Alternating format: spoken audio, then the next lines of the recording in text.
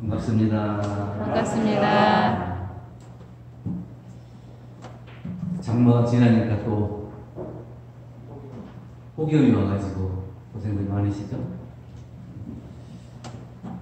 네, 새로운 물결들이 또 하고 저번부터 이렇게 카메라도 놓고 새로운 코로나 시대에 영상 설교도 올리고 그래서 많은 분들이 공유하고 볼 수 있도록 유튜브 하시는 분들은 1초 공간 검색해서 들어오셔서 구독, 좋아요 누르시고 나이 드신 분들은 잘 못하니까 자녀들한테 찾아달라고 해서 이제 일요일날 법회나 수요일날 교리 공부한 내용을 영상으로 찍어서 올려드리면 다시 보기 할 수 있으니까 검색하시고요. 우리 명산대 학생이 수요 교리 공부방을 잘 듣다가 중간에 학교에 들어가게 돼가지고 다 휴일함 돼서는 다 못 들으니까 다 듣고 싶은데 어떻게 하면 좋아요? 그래서 영상으로 찍어서 올려주세요 이러더라고요. 그래가지고 그래 보자 이렇게 대답을 해놓고 그럼 어떻게 할 건가 그 이왕에 영상을 찍는 김에서 차라리 유튜브를 시작해가지고 거기다 올려서 더 많은 사람들이 볼 수 있게 하면 좋겠다 해서 지금 어렵지만 하나씩 배워가면서 터득터득 하고 있습니다. 그래서 오늘 이제 일요일에도 영상을 올려서 많은 사람들이 볼 수 있도록 이렇게 하겠습니다. 오늘은 교화단 법회, 교화단 회를 준비하면서 교화단 책자 다 가져오셨죠? 교화단 책자를 같이 공부하고 교화단에서 함께 이야기 나눌 수 있도록 교화단 책자의 중심으로 말씀을 드리도록 하겠습니다. 11조 오늘은 정전 공부 중에서 보통급에 대해서 공부를 합니다. 보통급은 유무식 남녀노소 선악귀천을 막론하고 처음으로 불문에 귀하여 보통급 식계를 받은 사람의 급이요 이렇게 설명해 주셨습니다. 대종사님께서도 인도품 6장에 이동진화 선진을 나서 말씀하시기를 사람이 세상에 나서 할 일, 큰 일이 두 가지가 있는데 첫째는 정법 스승을 만나서 성불하는 일이요 둘째는 대도를 성취한 후에 중생 제도하는 일이다. 이렇게 두 가지를 중요하게 말씀해 주셨습니다. 우리 보통급은 처음에 불문에 들어와 귀한 사람의 급입니다. 그래서 유무식 남녀노소 선악귀천을 막론하고 그랬어요. 처음에 교당에 들어오신 분은 다 무슨 급이에요? 보통급이에요. 그분이 사회에서 국회의원을 해도 교당에 처음 오면 보통급. 또 의사를 해도 보통급. 대학 교수를 해도 보통급. 처음에 불문에 들어온 사람이에요. 그래서 대종사님 부처님 말씀에도 인생을 살아가는 데서 세 가지 있어요. 세 가지 어려운 게 있다. 그 뒤에 11조 맨 밑에 보면 인신난득이요. 두 번째는 정법난득. 세 번째는 성도난득. 이렇게 세 가지로 말씀해 주셨습니다. 인신난득이라는 것은 이게 육도 사생 중에서 사람 몸을 받고 태어나기가 어렵다는 거예요. 수많은 영혼들이 이 세상에 존재하는데 보이지 않죠. 보이지 않는데 우리 영혼이 어디에 많냐면 이 땅을 지상 땅 위에 살아가는 생명들이 많아요. 육도 중생들 중에서 우리 사람도 땅 위에서 살고 축생들도 땅 위에서 살고 땅 위에서 사는 영혼들보다 더 많은 영혼들은 어디 사냐? 땅 밑에 땅 속에 들어가면 지각이 되고 많잖아요. 그 땅 속에 더 많은 생명들이 살고 더 많은 생명들은 어디 사냐? 물 속에 이 수중에 더 많은 생명들이 살아요. 그보다 더 많은 생명은 허공에 살아요. 근데 이 지상이나 이 지하나, 그리고 수중이나, 또 이 허공중천에 있는 모든 영혼들이 많이 있는데 그 중에서 사람 몸을 받는다는 것은 그렇게 어려운지. 보통 우리가 육도 윤회를 얘기하는데 그냥 뭐 사람 몸도 받고 또 축생도 받고 지옥도 갔다가 수라도 아기도 이렇게 한 번에 이렇게 도는 게 아니에요. 한 번 축생 몸을 받으면 축생으로 있는 모든 생명들을 다 돌고 그나마 인연이 되면 진급을 할 수 있지만 그것을 잘못하면 떨어져요. 수라의 몸을 받으면 또 그 수라의 몸을 받은 모든 생명을 돌고 지옥불을 받으면 지옥을 다 돌고 이 모든 것을 다 돌고 그 다음에 사람 몸을 받는 것은 정말 어려운 기회를 만나서 사람 몸을 받는 거예요. 그렇기 때문에 인신난도 사람 몸을 받기가 어렵다.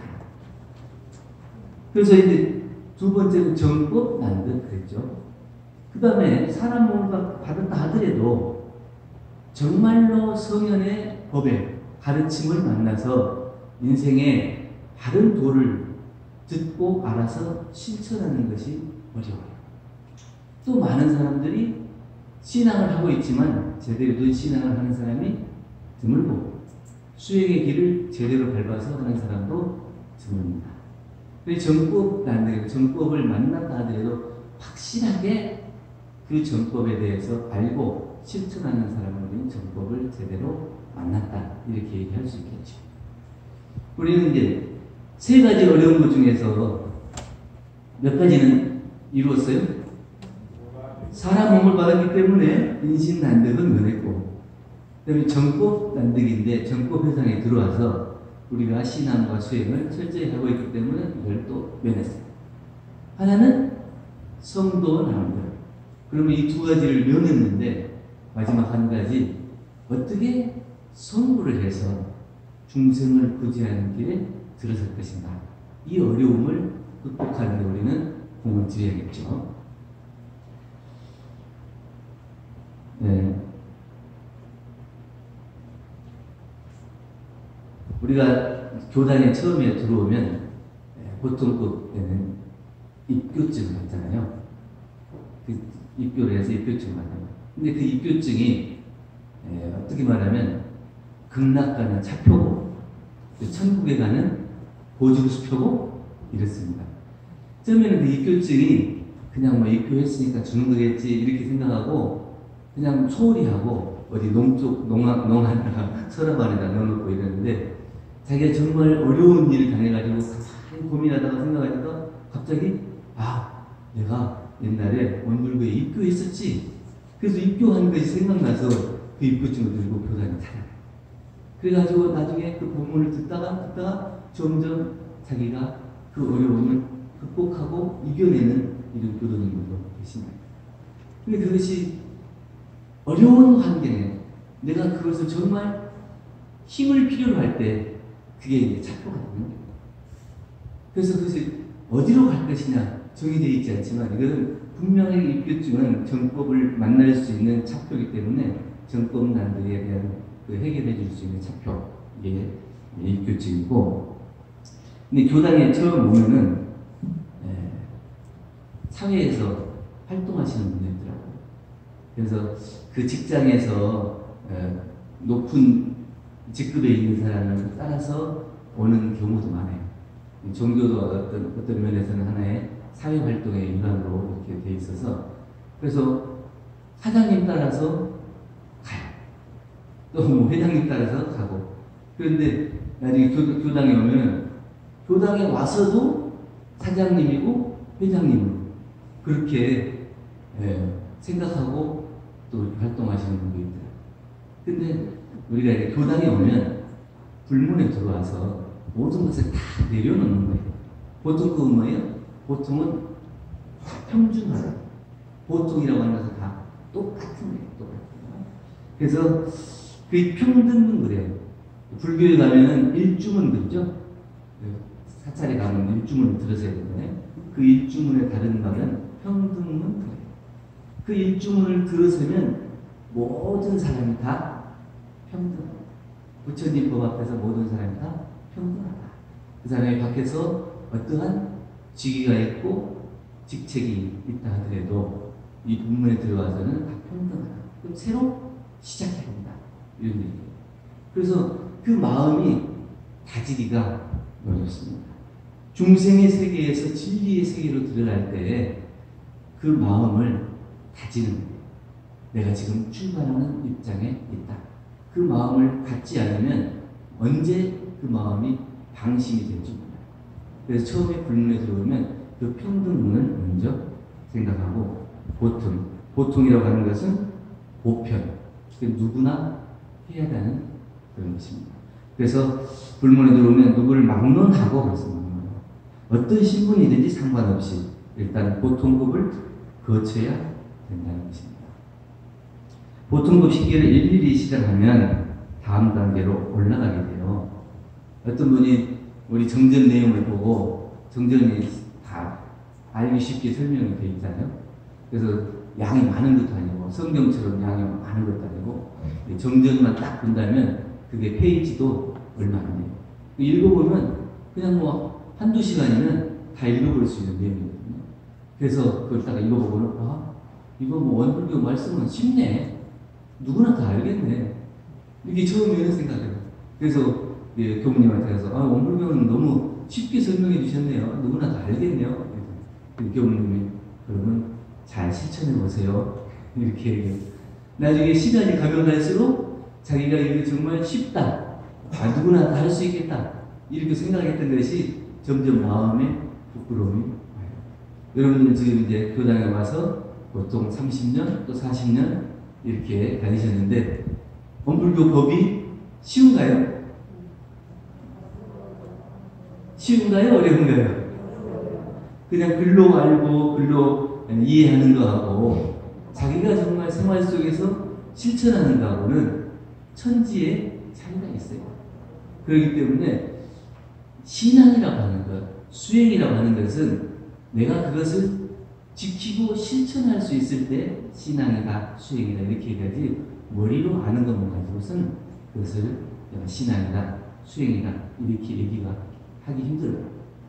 그것은 보통급에서부터 그 마음을 가지고 이 진리의 세계에 접근해서 그것을 기초부터 공부를 해야 되겠다. 이런 마음으로 공부를 해야 하나하나 익혀가는 것이 내 것이 되는 거예요.